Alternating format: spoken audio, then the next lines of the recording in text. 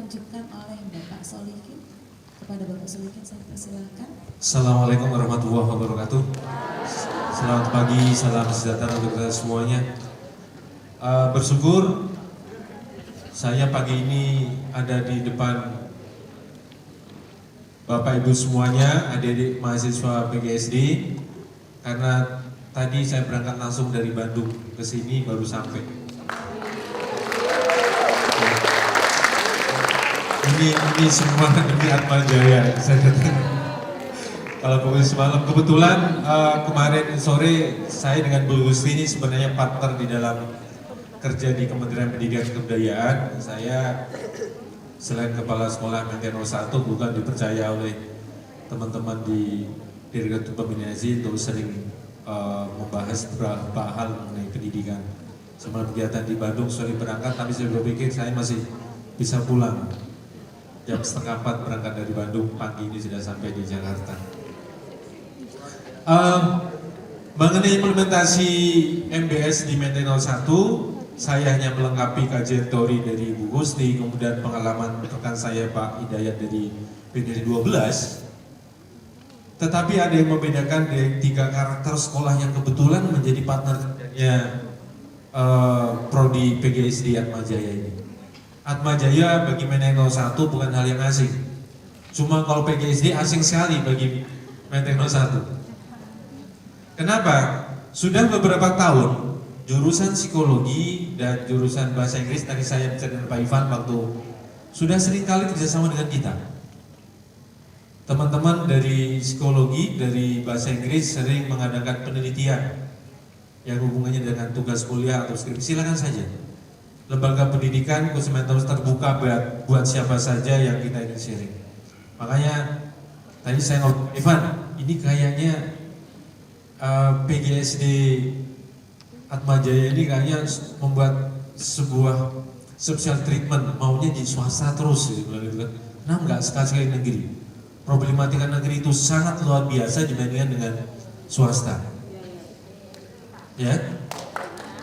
Tadi saya melihat beberapa testimoni dari alumni PGSD itu nggak ada yang negeri, semuanya swasta. Tapi Pak Ivan bisik, Pak ada kok satu mahasiswa saya yang jadi PNS gitu Pak Ivan ya. Nggak maksud saya hanya ingin sharing supaya teman-teman mahasiswa PGSD itu mempunyai bekal pengalaman yang cukup luas.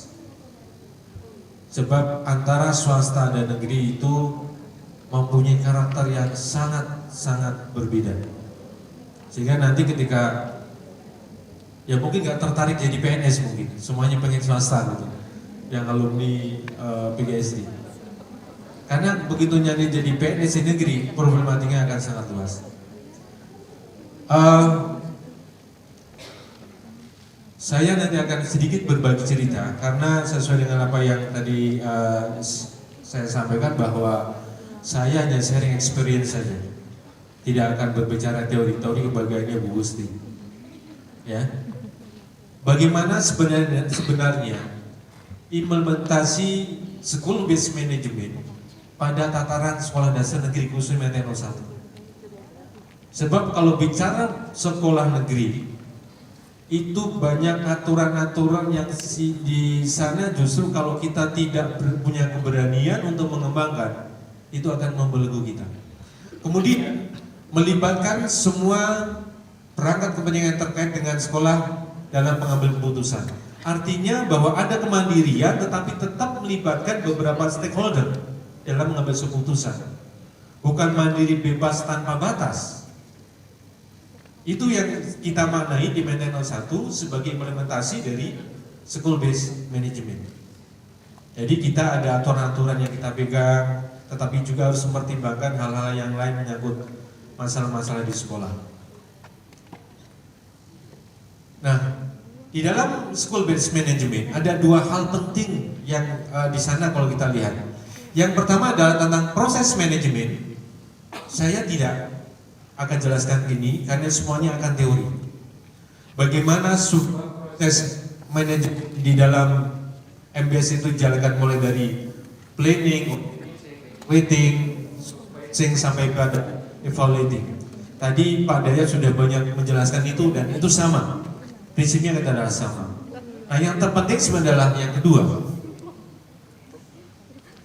Komponen-komponen di dalam manajemen sekolah itu ada kurang lebih ada sekitar 6 sampai 7 komponen.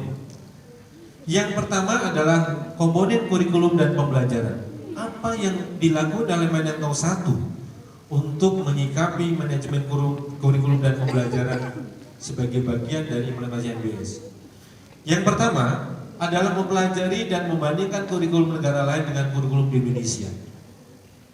Kebetulan saya dan beberapa teman ini sudah dilibatkan dalam pembahasan kurikulum dari tahun 2000, mulai dari KBK sampai kepada KTSP sampai pada kurikulum 2013. Jadi nanti saya akan singgung tentang kurikulum 2013. Karena Bu Gusti tadi menyinggung saya adalah bagian dari orang yang sedikit mempunyai kontribusi untuk membuat decision itu. Nah, memang betul, Menteng 01 adalah sekolah negeri yang tidak beda dengan sekolah yang lain. Tetapi kita berpikir bahwa apa yang dilakukan di negara ini tentang kurikulum itu adalah skala minimal yang harus diterapkan. Pertanyaannya sekarang, apakah cukup sekolah itu menggunakan kurikulum yang hanya batasan minimal? Itu yang jadi pertanyaan. Makanya ini menjadi concern kita yang pertama. Oleh karena sekolah membuat sebuah action, membuat sebuah program, yaitu melakukan komparasi dengan kurikulum yang digunakan negara lain. Ada 2 yang kita lakukan. Yang pertama, kita langsung mengunjungi negara itu. Pertanyaan, wah banyak duit kan gitu kan. Kebetulan semua negara di Asia sudah pernah kita kunjungi untuk membandingkan kurikulum. Ternyata kebetulan ada saya dan beberapa teman yang keliling ASEAN untuk membandingkan itu. Kemudian yang kedua adalah tidak harus kita datang ke negaranya seperti Jepang dan Korea Selatan. Kita cuma membangun kerjasama dengan KBRI di negara masing-masing untuk meminta dokumen kurikulum. Itu kita kembangkan sendiri. Melalui apa? Melalui workshop yang dilakukan oleh sekolah. Tidak perlu workshop itu besar dan memerlukan biaya yang besar. Kalau kita punya kemauan, itu bisa kita lakukan antar kita. Di Menteng 01 itu terbiasa bahwa setiap Jumat pukul 13.30 sampai pukul 15 itu ada workshop. Dan itu sudah menjadi kewajiban rutin bagi kita. Kenapa 13.30 rutin? Karena biasanya kalau Jumat itu mungkin hanya sampai pukul 11. Kemudian kita ada sholat Jumat, dan selesai Jumat ada kekosongan waktu sampai pulang pukul 15. Kalau DKI pukul 15 pulangnya, karena kita 5 hari. Itulah kita isi. Siapa menjadi narasumber? Di antara kita yang dipandang memang mampu untuk memberikan semacam pencerahan di bidang itu. Nah, ternyata Bapak Ibu, apa yang kita lakukan itu menjadi kontribusi yang besar terhadap kebijakan yang diambil oleh Kementerian Pendidikan dan Kebudayaan. Dibuktikan dengan beberapa teman di sekolah kami termasuk saya itu dilibatkan di dalam kurikulum 2013 dan kita punya bahan untuk melakukan itu. Nah, tadi menyangkut kurikulum 2013 kebetulan walaupun saya dari awal ikut mengawal, kemudian sampai pada kemarin Bu Gusti pendampingan Bu Gusti ya, pendampingan kurikulum 2013 ke daerah, ada bahan termasuk saya juga ikut membuat itu semua. Ada satu yang mungkin saya inginkan dari teman-teman di dunia kampus yang selama ini mungkin agak, kalau bahasa saya agak hening tanpa suara. Nggak tahu kalau mungkin ditutup ya Pak Ivan ya. Pak Ivan sudah bisa, Pak kita sudah memberikan masukan tapi kok nggak kedengeran gitu. Kurikulum 2013 menurut pandangan saya, nggak tahu pendapat Bu Gusti. Kalau saya sebagai orang yang netral, ada kurikulum yang belum siap pakai, tapi dipaksakan untuk dipakai. Siapapun, saya katakan siapapun yang ingin debat dengan saya, kalau itu dunia akademis saya siap. Karena saya pentingkan adalah bagaimana kepentingan pendidikan di Indonesia. Secara konsep itu betul, bagus. Secara konsep bagus. Saya mengakui karena saya termasuk ikut merumuskan konsep. Tetapi ada beberapa infrastruktur yang belum disiapkan untuk melaksanakan kurikulum 2013. Nah, ini yang menjadi pertanyaan kita. Bu Gusti mungkin menemui bagaimana ketika saya ikut TOT kepala sekolah pelaksanaan kurikulum 2013 yang menjadi tutor saya, mohon maaf kalau saya ngajarin mereka. Saya berpikir dari atas 100 turun ke tingkat 2 60, turun ke 3 40, turun ke kepala sekolah 30, sampai guru berapa persen? Bapak Ibu bisa pikirkan itu. Ternyata betul, bahkan sampai sekarang pun format rapot yang sudah dilegalkan oleh Kementerian Pendidikan dan Kebudayaan untuk kurikulum 2013 belum ada. Walaupun formatnya sudah ada bustinya. Soalnya saya yang buat itu, nanti saya bukan Bapak yang buat, iya saya termasuk yang ketua tim rapot. Tetapi itu belum dilegalkan. Artinya apa?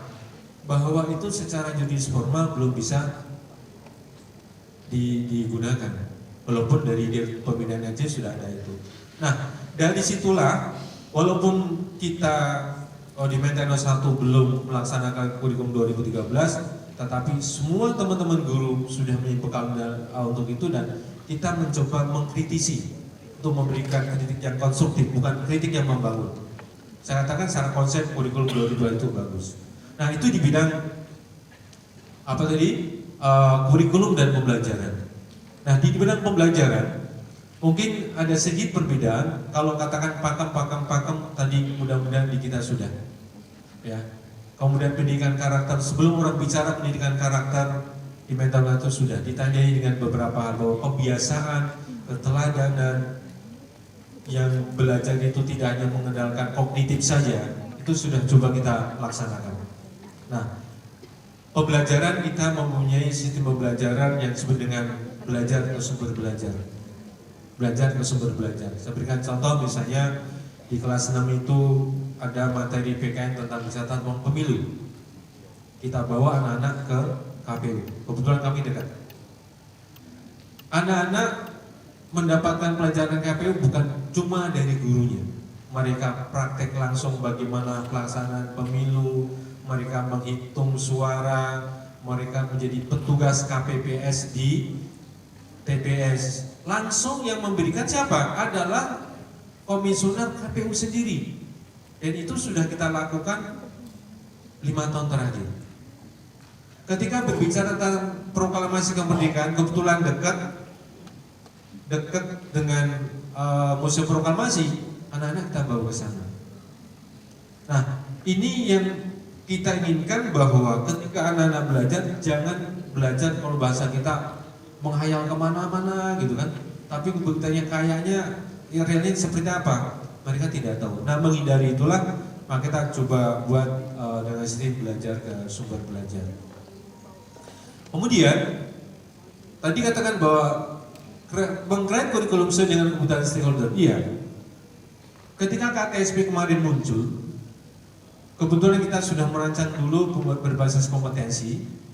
Nah, akhirnya kita coba membandingkan kurikulum negara-negara lain, itu menjadi bahan kita untuk mengadopsi kurikulum mereka ke dalam kurikulum MTN 01. Makanya mungkin ketika Bapak Ibu yang datang ke MTN 01 melihat kurikulum untuk TIK, kurikulum TIK kita mungkin sama dengan lembaga-lembaga kursus. Kurikulum bahasa Inggris kita mungkin hampir mirip dengan bahasa Inggrisnya yang dipakai oleh kurikulum Cambridge. Kita tidak punya duit untuk franchise, Bu. Tapi kita mencoba bagaimana sih caranya meningkatkan pendidikan yang kita tidak punya uang. Ya tadi, kita dengan mencoba mengkooperasi dan yang bagus sesuai dengan kita masukkan.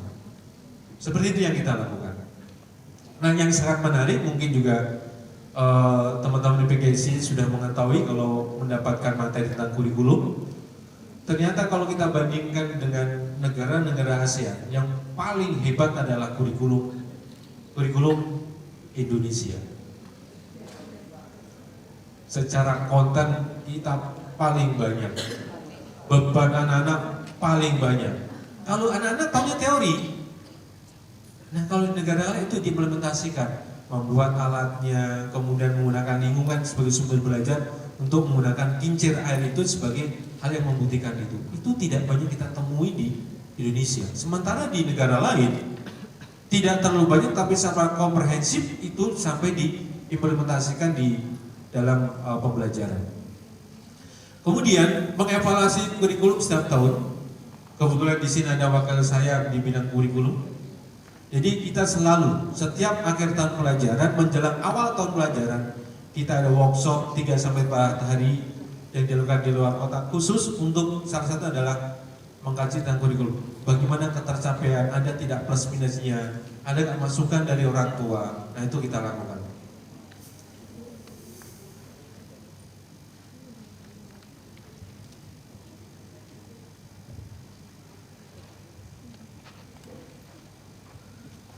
Nah, manajemen peserta didik. Dulu Menteng 01 itu termasuk ke dalam kelompok sekolah RSBI. Begitu RSBI dibubarkan sama menjadi sekolah reguler. Nah, saya ingin menyoroti hal yang pertama berarti peserta didik ini. Orientasi peserta didik ini tidak berbeda dengan sekolah-sekolah yang termasuk di dalam ada sekolah inklusi. Ternyata tahun pertama kemarin ditemukan yang sangat luar biasa yang tidak pernah terjadi sebelumnya. Begitu masuk di DKI karena yang menjadi parameter adalah umur, yang masuk ternyata ada beberapa anak yang berkebutuhan khusus. Sementara sekolah kita tidak disiapkan menjadi sekolah inklusi. Kalau kita tolak itu pelanggaran hak asasi manusia. Nah, apa harus dilakukan oleh sekolah? Mau tidak mau, maka kita harus menerima. Mau tidak mau, kita harus mengubah strategi bagaimana menerima dan melayani anak-anak yang berkebutuhan khusus di sekolah. Bahkan yang sangat heran, karena kita nggak tahu real anaknya. Begitu dibagi, setiap kelas itu ada saja anak yang menderita yang membutuhkan kebutuhan khusus. Dari yang anak autis sampai kepada anak yang low vision, sampai kepada anak yang tidak mampu ngomong apa-apa, itu ada di kita. Nah, di dalam hal ini apa yang dilakukan oleh sekolah adalah memberikan pembekalan kepada guru-guru yang mengajar untuk tetap harus menyesuaikan dengan peserta didik. Tidak mungkin kita menghindari, itu adalah anak-anak kita. Maka hal yang dilakukan, saya bersyukur punya guru punya fighting spirit yang tinggi untuk mengatasi itu semuanya. Jadi mereka belajar bagaimana mengatasi itu, mengatasi perubahan-perubahan yang tentunya mau tidak mau harus kita terima karena kita PNS yang tidak boleh melanggar aturan-aturan yang ada. Nah itulah. Sekarang ditambahkan bagaimana pelayanan yang berkebutuhan khusus. Nah hal yang kita lakukan selain tadi kita juga mengkaji secara keilmuan bekerja sama dengan orang tua. Bagaimanapun Bapak Ibu yang pernah kita alami tanpa kerja dengan orang tua, apapun yang kita lakukan sekolah itu tidak akan bisa mencapai hasil yang maksimal. Kemudian pengelompokan peserta didik. Nah kita tidak bisa mengelompokkan ini anak yang berkebutuhan khusus dan yang dalam kategori normal karena terus saja kalau itu kita lakukan kita akan kena pasal pelanggaran hak asasi manusia. Ya mau tidak mau yang tadi kita harus belajar itu semua. Kemudian penetapan tata tertib yang saya tidak. Nah, saya ingin menyoroti tentang pengaturan pembinaan kesiswaan. Di Menteng 01 itu sekolah yang tidak pernah sepi dari kegiatan. Di kita ada kurang lebih sekitar 19 ekstrakurikuler.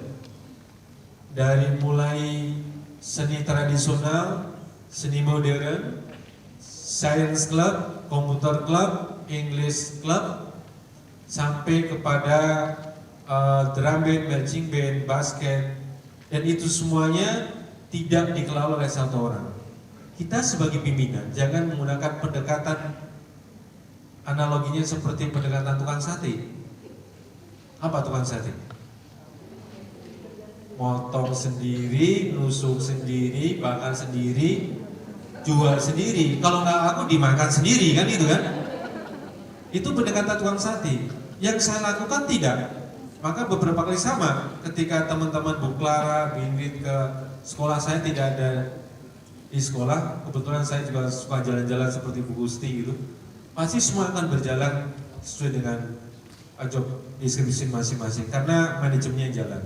Nah kita berbagi, dengan berbagi itu saya sebagai seorang pimpinan tidak pernah mengalami permasalahan ketika saya menjalankan tugas. Semua tugas bisa diatasi sekolah. Yang kedua adalah melatih teman-teman guru untuk bisa menjadi pimpinan. Dan suatu saat mereka akan jadi pimpinan di sekolah yang lain. Jadi mereka belajar. Itu yang kita terapkan. Kemudian pembinaan kegiatan ekstrakurikuler, ya ekstrakurikuler ini tadi sudah saya sampaikan bahwa semua ekstrakurikuler tidak hanya sekedar sebagai komplement kegiatan di sekolah. Kegiatan ekstrakurikuler di kita selain sebagai sarana memediasi untuk kegiatan anak juga punya target juara. Kita bersyukur kita punya tim tari dan sudah 4 tahun terakhir ini tim tari kita sudah di bawah naungan UNESCO PBB. Nah, jadi ini adalah misi kita untuk tetap membuat anak-anak mengenal karakter-karakter keindonesiaan. Kemudian pengelolaan layanan khusus. Bimbingan konseling memang kita tidak punya guru spesial dan bimbingan konseling dirangkap oleh guru kelas atau wali kelas. Sebab kalau tadi saya katakan swasta itu lengkap, mau pelayanan apa saja ada di sana. BK ada, laboran ada, pustakawan ada. Di kita itu semua dirangkap oleh guru. Bagaimana seorang guru merangkap sebagai petugas BK, sebagai laboran, sebagai pustakawan, mau tidak mau karena memang itu realitinya di sekolah dasar apalagi negeri. Tetapi itulah menjadi tantangan bagi kita untuk bisa melaksanakan itu semua. Kemudian perpustakaan, alhamdulillah perpustakaan kita sudah beberapa kali menjadi juara dalam lomba perpustakaan tingkat nasional dan itu sekarang sudah kita tingkatkan menjadi digital library walaupun ini sekarang juga menjadi dikritik oleh beberapa pengamat perpustakaan bahwa di Amerika sendiri sudah tidak mengembangkan digital library, kembali pada manual library. Tapi nggak apa-apa lah, kita melengkapi ada manual library, ada digital library yang mau dipakai silakan. Nah, ada pengalaman penting yang mungkin bisa saya sampaikan kepada Bapak Ibu. Perpustakaan kita itu koleksinya sangat banyak, baik yang buku bahasa Indonesia maupun versi bahasa Inggris maupun bahasa Perancis. Kita tidak punya uang kalau ingin membeli itu. Salah satu yang kita lakukan adalah tadi kita melihat beberapa peluang melalui internet. Banyak beberapa NGO yang memberikan sumbangan buku. Nah, untuk mendapatkan itu kita cuma tulis proposal, pengajuan aplikasi melalui internet, tidak usah terjun langsung. Alhamdulillah, ternyata apa yang kita lakukan itu diapresiasi oleh salah satu NGO yaitu American Care, memberikan sejumlah buku yang kalau di rupiahkan itu cukup luar biasa, harganya ratusan juta rupiah. Nah, itu bisa dilakukan oleh semua sekolah yang punya keinginan yang sama. Modalnya cuma buka internet, buat aplikasi, kirim lagi lewat internet. Dan banyak beberapa perusahaan yang menyediakan itu. Cuma permasalahannya tidak banyak sekolah yang punya kemauan untuk melengkapi perpustakaannya. Sementara kami yang tadi bahwa dengan keterbatasan yang ada itu tidak menghalangi kami untuk bisa melaksanakan program-program di sekolah. Nah, kemudian laboran juga ada, kita ada lab bahasa, ada lab komputer, kemudian ada juga lab IPA. Semua sudah kita siapkan untuk pembelajaran anak-anak. Kemudian koperasi sekolah, kantin umum. Nah, koperasi sekolah memang disediakan itu yang disampaikan adalah kantin umum. Kalau orang melihat kantin umum sekolah itu seperti kesannya adalah satu kumuh. Makanan tidak sehat, kemudian atau tidak higienis, kemudian yang kedua adalah penatanya sembarangan. Saya bisa buktikan kantin Menteng 01 melebihi kantinnya Hotel Bintang 5. Betul. Boleh sekali-sekali saya minta kalau Bu Ingrid, Bu Larissa sudah melihat ya. Kenapa? Kita yang pertama bahwa kantin itu memang kita buat supaya kantin yang menarik anak untuk makan di sana, membeli di sana, menikmati di sana dengan hidangan yang sehat. Saya sudah keliling beberapa sekolah, tidak ada kantin sebagus Menteng 01. Ya.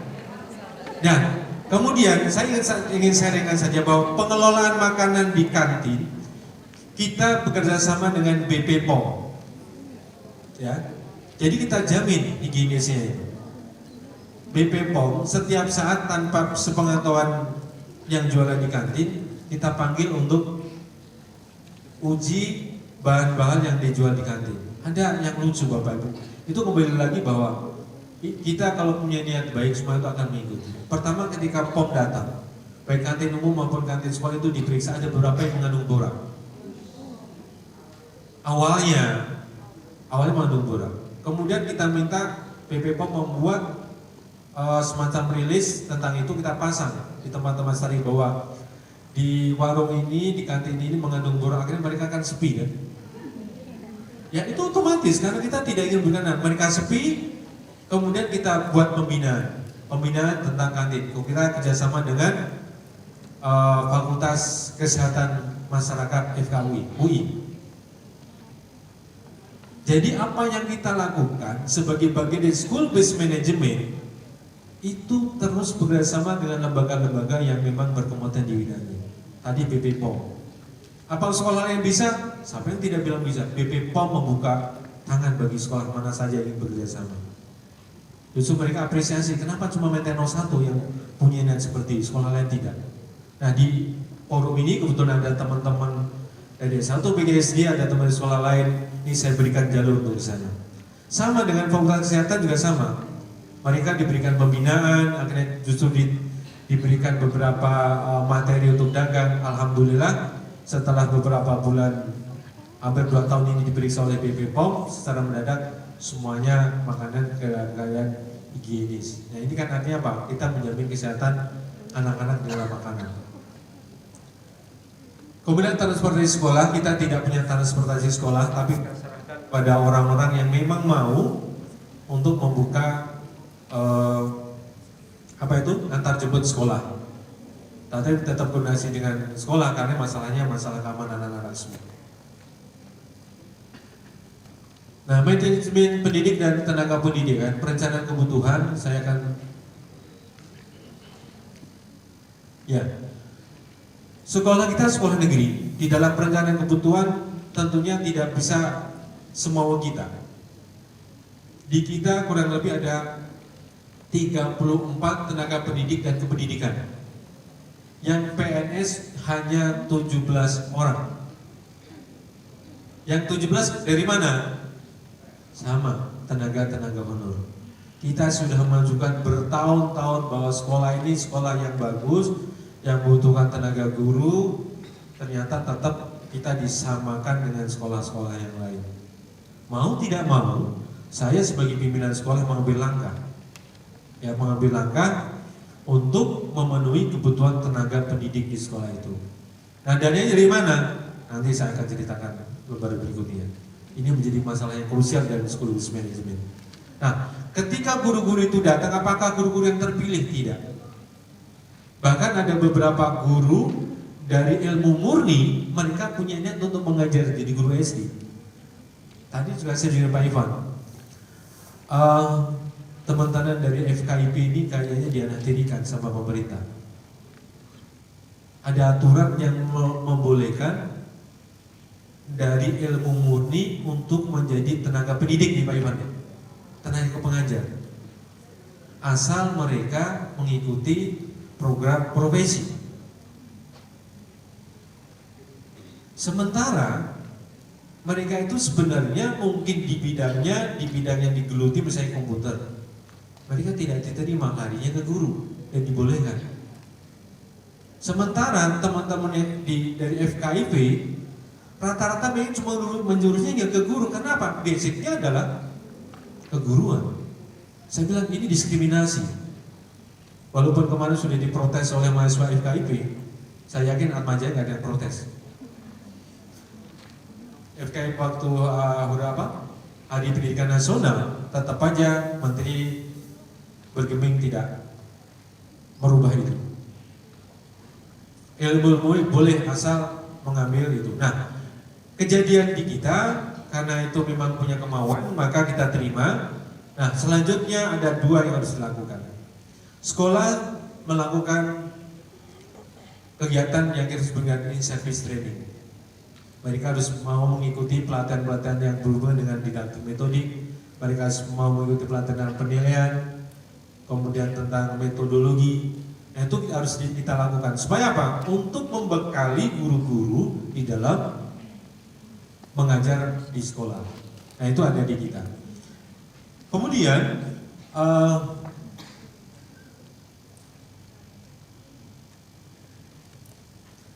nah, ini yang tadi sangat bagus.